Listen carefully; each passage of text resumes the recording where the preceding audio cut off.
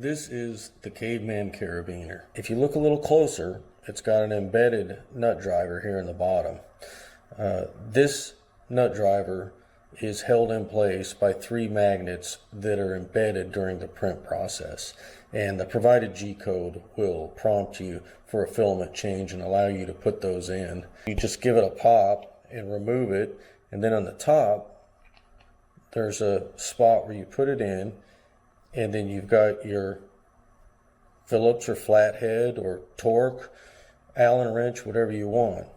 I like to keep my keys on the outside of my backpack, and this has been very enjoyable to print, so happy printing.